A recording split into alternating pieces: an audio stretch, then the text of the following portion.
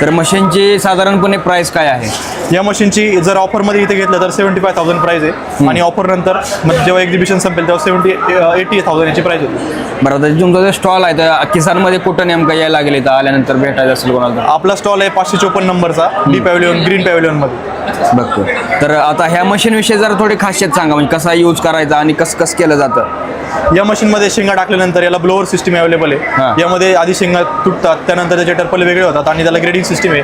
यामध्ये आपल्याला 4 आउटलेट दिलेले आहे. त्यानुसार ग्रेड 1, ग्रेड 2 तुटलेला शेंगदाणा वेगळा आणि खराब शेंगदाणा वेगळा असे 4 आउटलेट मधून शेंगदाणे बाहेर येणार. ओके, आता हे इकडून शेंगा टाकल्यानंतर कुठून येतात, म्हणजे काय काय? इथे ब्लोअर सिस्टीम आहे. ओके, हां. इथून बाहेरून कचरा जो आहे तो या साईडने बाहेर जाणार टर्पल. आणि इथे ग्रेडिंग सिस्टीम आहे हां, आपल्याला. हां. हे 4 आउटलेट येते 1 2 3 4 हे 4 ओके. आउटलेट आहे. ओके, आणि ही टोटल मशीन जे आहे याला मेंटेनन्स वगैरे आला तर काय त्याचं सर्व्हिसिंग चार्जेस वगैरे किती आहेत? सर्व्हिसिंग चार्जेस वगैरे याचे निग्लेजिबल आहे एकदम आणि याला मोटरला वॉरंटी येते, त्यामुळे शक्यतो मशीन खराब होण्याचा काही चान्सेस नाही.